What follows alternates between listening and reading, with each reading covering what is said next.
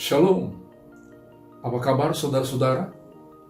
Bagaimana keadaan Anda di tengah-tengah dunia yang sedang dilanda oleh wabah penyakit akibat virus corona yang ternyata telah muncul di 200 negara kasusnya, telah memapari lebih dari 780.000 yang dinyatakan kasus positif dan telah merenggut nyawa lebih dari 37.000. Kita di Indonesia saja ada lebih dari 1.500 orang yang dinyatakan positif dan kematian nyatakan lebih dari 130 orang. Dunia mengalami kerugian yang sangat besar. Diperkirakan kerugian ekonomi di seluruh dunia mencapai tidak kurang dari 2,3 triliun US dollar, setara dengan 35.000 triliun rupiah. Kita di Indonesia saja, Presiden Jokowi menyediakan dana 405 triliun hanya untuk mengatasi, menanggulangi penyakit-penyakit ini. Istilah lockdown sekarang menjadi ramah. Sering kita dengar di kepala kita, di telinga kita. Tiap membaca berita atau mendengar berita TV, istilah lockdown dikunci. Tidak boleh kemana-mana, tidak boleh keluar. Kecuali betul-betul sangat diperlukan. Negara kita memperkenalkan istilah stay at home. Di rumah aja. Jangan kemana-mana. Istilah social distancing, jauh, jaga jarak dari kerumunan sosial. Kemudian di physical distancing, jaga jarak satu dengan yang lain. Kenapa kerusuhan mulai terjadi akibat dari lockdown ini? Orang jadi panik buying, main borong makanan, main borong perlengkapan medis. Pertanyaannya adalah, dalam situasi seperti ini, apakah kita hanya akan diam di rumah dalam ketakutan, memikirkan kerugian materi karena kita tidak kerja, tidak berusaha, tidak berbisnis, takut akan kematian, takut tertular? Nah, mari saya akan mengajak Anda semua untuk melihat pengorbanan waktu, tenaga, pikiran, dan bahkan nyawa dari para dokter, perawat medis, sukarelawan, security, yang merawat para pasien 24 jam di rumah sakit, bahkan tentara dan polisi yang berjaga sepanjang malam dan sepanjang siang. Saat corona merebak di China atau di Tiongkok, ada kisah yang menarik. Saat wabah corona merebak di China bulan Desember yang lalu, kisah tragis dari seorang dokter yang bernama Dr. Li Wenliang, seorang dokter spesialis mata yang mengirimkan berita peringatan untuk teman-temannya sejawat dokter di rumah sakit agar berhati-hati akan adanya virus yang sangat berbahaya yang mengganggu pernafasan dan bisa fatal berakibat kematian. Sayang, peringatan itu kemudian menyebabkan ia dipanggil oleh pihak kepolisian pada tanggal 3 Januari, investigasi, ditekan, dituduh menyebarkan berita bohong, membuat kegaduhan. Ia harus berdiam diri. Tanggal 10 Januari saat ia memeriksa pasiennya, ia terkena virus. Tanggal 10 Januari, ia batuk-batuk. Tanggal 30 Januari, ia dinyatakan positif terkena sakit virus yang sekarang disebut virus corona atau penyakit akibat virus corona COVID-19. Dan tanggal 7 Februari, ia menemukan ajalnya. Demi keselamatan rekan-rekan sejawat di rumah sakit, Dr. Li harus menderita investigasi, tuduhan, tekanan, tahanan, dan akhirnya sakit dan kemudian meninggal dunia. aktualisasi anugerah Tuhan yang jadi tema selama setahun ini memerlukan pengorbanan. Yesus dalam Lukas pasal 9 ayat 22 berkata, dan Yesus berkata, anak manusia harus menanggung banyak penderitaan dan ditolak oleh tua-tua, imam-imam kepala, dan ahli-ahli Taurat, lalu dibunuh dan dibangkitkan pada hari yang ketiga. Untuk menyelamatkan nyawa manusia, Yesus juru selamat harus menderita, harus berkorban. Penderitaan yang selama ini tidak pernah dia ungkap. Dalam Lukas pasal 9 ayat 22 tadi, ia buka. Karena dia berpikir sudah saatnya. Kenapa selama dia diam? Dia tidak mau rakyat menjadi salah paham tentang kedatangan ke dalam dunia. Bukan menjadi raja. Sebab kalau terjadi kehebohan, maka tentara Romawi yang menjaga kedamaian di kerajaan Roma di seluruh dunia akan bergerak menumpas pemberontakan. Sebab pada waktu itu sedang digalakan Pax Romana atau damai Roma. Yesus harus berdiam diri untuk mempersiapkan murid-muridnya pada waktunya untuk melaksanakan amanat agung, memberitakan Injil dan menyelamatkan manusia. Orang-orang melihat Yesus, sosok yang luar biasa, diharapkan jadi juru selamat secara fisik. Mereka ingin Yesus jadi raja. Yesus datang bukan menjadi raja dunia. Maka ketika ia menyembuhkan orang sakit kusta, dalam Markus pasal 1 ayat 44, ia berkata, ingatlah, janganlah engkau memberitahukan apa-apa tentang hal ini kepada siapapun. Yesus mau dunia tidak heboh waktu itu. Saat dia memberi makan 5.000 orang dalam sebuah mujizat dengan 5 ketupat roti dan 2 ikan dalam Yohanes pasal 6. Setelah dia membuat mujizat, Yesus kemudian diam-diam mengundurkan diri pada 15. Setelah mujizat, maka Yesus menyingkir pula ke gunung seorang diri, karena ia mau dipaksa menjadi raja. Yesus tidak membuat kehebohan, tapi kalau saatnya tiba, maka ia membuka rahasia ini. Dia datang untuk menderita. Dia datang untuk melakukan sesuatu pengorbanan demi penyelamatan. Maka saya ingin berkhotbah tentang suffering to save. Mengapa Yesus menderita? Ini yang tidak masuk akal bagi pemikiran dunia. Bagaimana Allah bisa menderita? Bagaimana Allah bisa mati? Yang dunia sekarang mungkin terinspirasi oleh pengajaran-pengajaran sesat yang pernah muncul di abad 1 dan 2. Ada Gnostik yang mengajar semua yang berbau materi itu jahat, buruk. Tapi yang berbau roh itu spirit adalah baik. Allah adalah roh baik. Tidak mungkin jadi manusia yang bersifat buruk. Ada lagi kemudian aliran yang disebut docetisme, dari kata dokeo, artinya it seems, rupanya, sepertinya.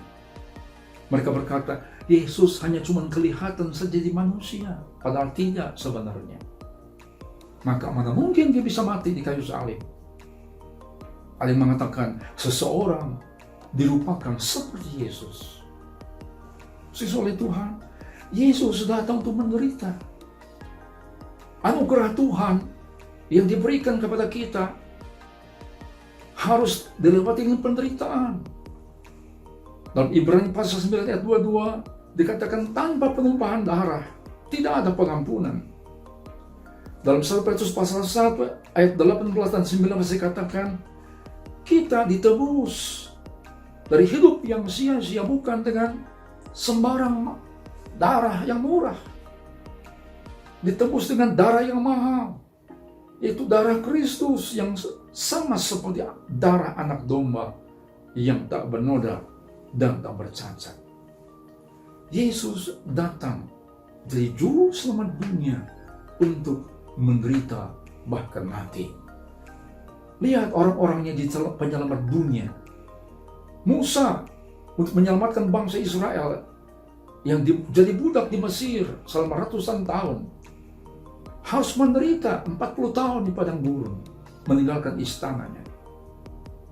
Yusuf untuk menyelamatkan bangsa Israel dari kelaparan, harus menderita, dibenci saudaranya, dibuang ke dalam sumur, dijual jadi budak, difitnah, masuk penjara dan dilupakan.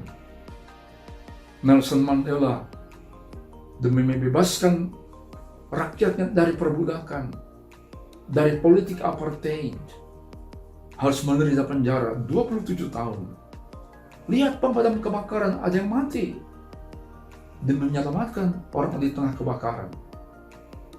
Lihat penjaga pantai, bahkan ada yang mati menyelamatkan orang hampir tenggelam di lautan. Lihat orang tua kita demi anaknya, kadang-kadang rela kesakitan, kelaparan, kehausan, bahkan ada yang mati. Yesus adalah juru selamat dunia yang membayar harga aktualisasi anugerah Tuhan dengan nyawanya untuk keselamatan Anda dan saya. Nah, di bulan April ini yang menjadi bulan kita mengenang penderitaan Yesus di salib, Ia menumpahkan darahnya seperti anak domba untuk penebusan dosa. Bagaimana Ia menderita? Nah, mari kita mengerti mindset, pikiran, perasaan Yesus yang didapat dalam Filipi pasal 2 ayat 5 dan 6 dikatakan, hendaklah kamu dalam hidup bersama menaruh pikiran dan perasaan yang terdapat juga dalam Kristus Yesus, yang walaupun dalam rupa Allah tidak menganggap kesetaraan dengan Allah itu sebagai milik yang harus dipertahankan. Mari kita mengerti mindset Yesus kenapa menderita. Mengerti pikiran dan perasaan itu. Yang pertama, Ia tidak keberatan menjadi manusia sejati. Dikatakan di ayat yang ke-5 tadi, ayat yang ke-6, Dia tidak menganggap kesetaraan dengan Allah itu sebagai milik yang harus dipertahankan. Kata rupa kesetaraan itu morfe, dalam rupa Allah, hanya bentuk yang tidak berubah.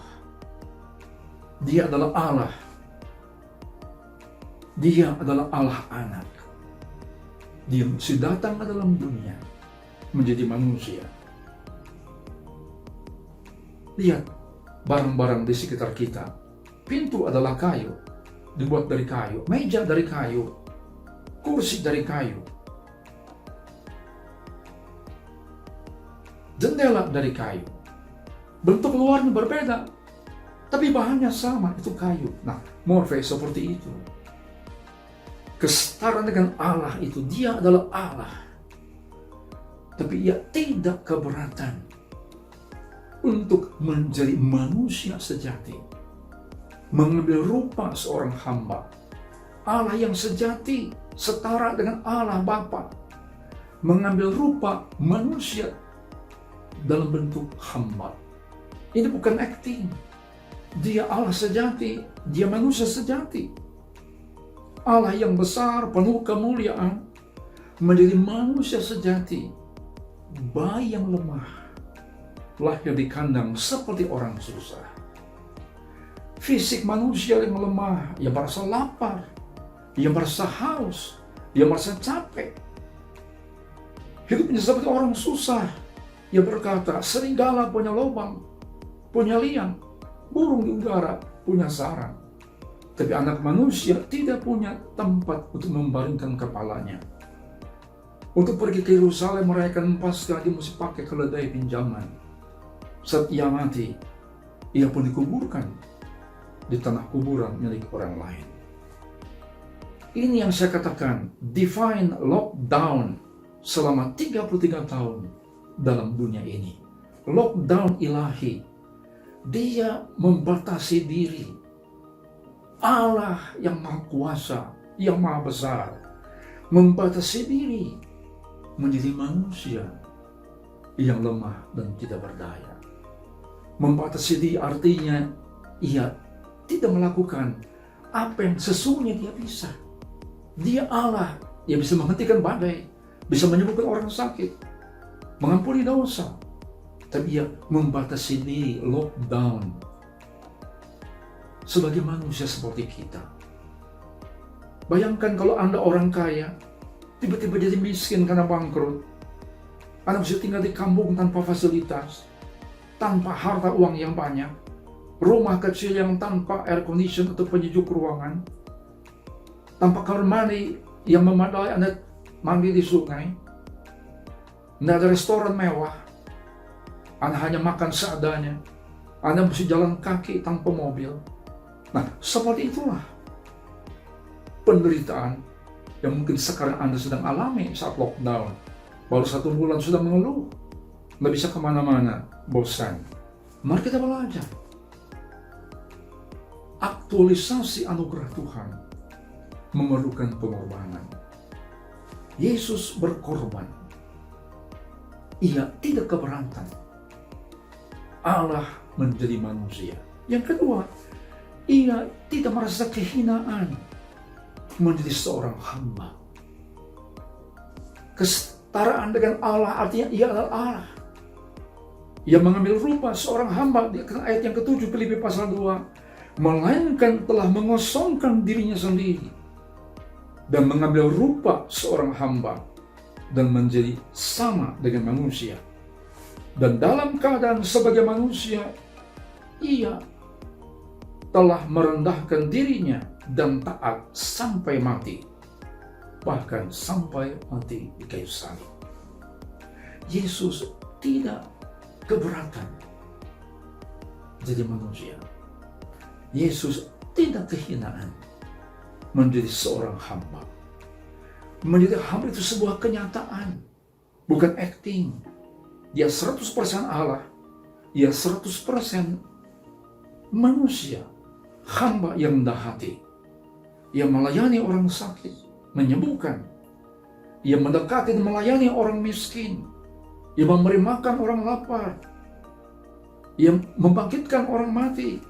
Ia mencuci kaki murid-muridnya. Seorang hamba adalah sebuah kenyataan. Menjadi hamba itu sebuah kerendahan hati, bahkan sampai pada kematian. Seperti seorang doulos atau budak, hamba itu budak, doulos. Ia tak punya hak apa-apa lagi. Ia kehilangan haknya. Soalnya sudah jadi mati.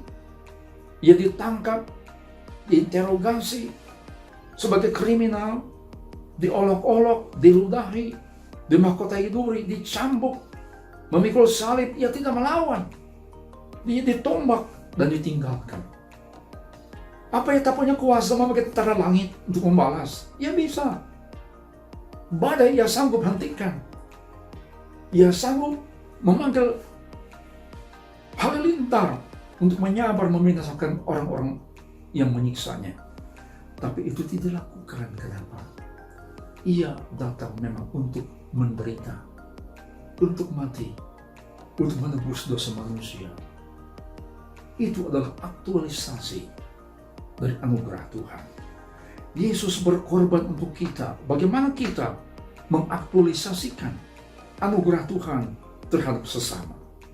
Bagaimana kita saat ini di tengah-tengah penyakit akibat virus Corona 19 yang sedang mengganas, yang sedang merebak di mana-mana? Anda lockdown dalam ketakutan akan kekurangan? Anda diam lockdown dalam takut akan kematian? Mari kita berbuat sesuatu. Kita bantu negara kita. Kita bantu sesama kita. Saya singkat dalam 3 tindakan, 3J. J yang pertama, jauhkan jarak. Stay at home. tinggal di rumah. Supaya apa? Yang pertama, tidak terbunuh karena tertular virus dari orang lain. Jangan menambah beban para medis yang merawat, yang merasa capek, lelah, dan sengsara.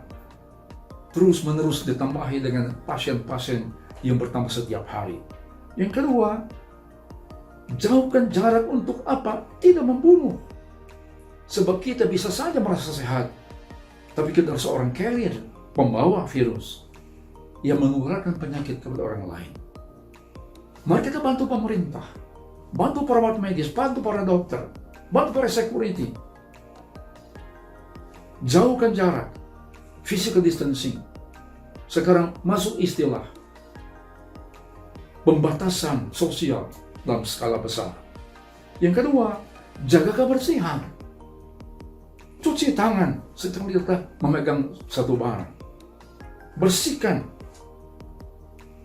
lantai, lahan-lahan yang bisa dijatuhi oleh virus, seperti meja, pegangan pintu, handphone, dan sebagainya. Jaga kebersihan, supaya kita hidup sehat dan imun kita kuat melawan virus. Dan kita juga tidak menularkan virus kepada orang lain sehingga mereka terbunuh.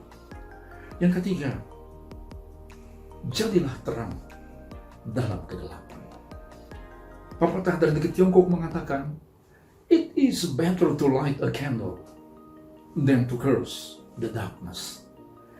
Lebih baik menyalakan sebatang lilin untuk menerangi orang sekitar kita daripada mengutuki kegelapan, mengutuki virus yang telah menjangkiti banyak orang dan merenggut nyawa, mengutuki lockdown, nggak bisa kemana-mana, nggak bisa belanja, nggak bisa santai, nggak bisa bersosialisasi. Kita belajar dari seorang biarawati yang bernama Mother Teresa, yang memenangkan hadiah Nobel tahun 79, 50 tahun di Kalkuta, India, di antara orang miskin dan orang sakit kusta.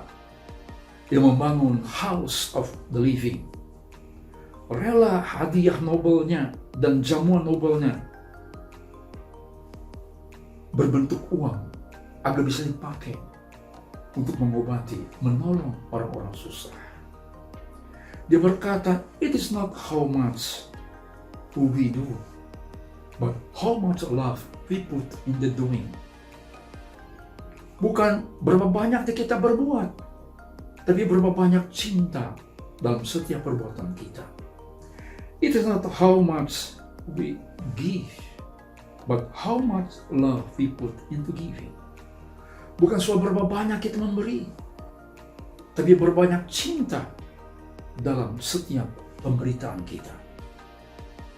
Mother Teresa dicukupkan oleh Tuhan segala keperluan dia sehat. Waktu dia melayani orang-orang susah dan sakit, Tuhan juga pasti akan menyediakan segala keperluan kita, menjaga kita, jadi berkat bagi banyak orang lain. Setiap kali berita Corona diberitakan, saya mendengar sebuah lagu yang berlirik "Demi Raga yang Lain", yang ditulis, dinyanyikan oleh dua orang muda, Eka Gustiawan dan Yeziel Trivena. Lagu itu dipersembahkan para medis, para perawat medis, dokter yang bekerja dan berkorban demi orang lain. Ia berkata, "Saat semua menghilang, kau tetap setia menjaga. Kau berkorban tanpa suara demi senyum yang lain. Saat semua tertidur, kau terjaga sepanjang waktu. Lupakan lelah ragamu demi raga yang lain. Dunia telah tersenyum melihat kau bertaruh nyawa. Tak pedulikan yang kau punya demi raga yang lain." Renungkan kata-kata itu, renungkan lagu itu. Apa yang kita bisa lakukan di saat-saat kematian mengincar nyawa-nyawa, hilang, di saat orang terpapar dan ketakutan? Apa yang bisa kita lakukan? Belajar dari Mother Teresa, belajar dari para relawan medis, dokter, perawat, security, tentara, polisi yang bekerja demi raga yang lain. Renungkan, mari kita tundukkan kepala. Ini doa saya buat Anda semua. Bapa, saat virus corona mewabah dan merenggut puluhan ribu nyawa di dunia dan di negara kami Indonesia tercinta, lindungilah dan berkati umat-Mu supaya hidup tenang, tegar, dan terinspirasi untuk menjadi berkat bagi sesama. Yakinkan mereka bahwa Engkau menyediakan segala keperluan mereka di saat-saat yang penuh ketidakpastian ini. Dalam nama Yesus. Amin.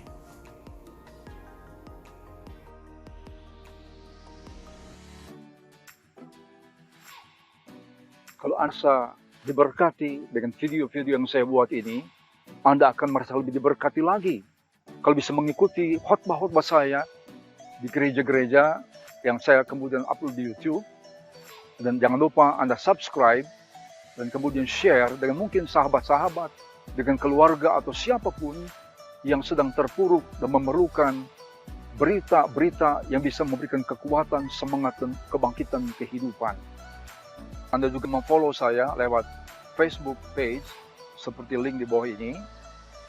Dan kemudian Anda juga bisa mendapatkan buku-buku yang telah saya tulis lewat Tokopedia dan juga beberapa rekaman khotbah yang berbentuk CD atau DVD di Tokopedia.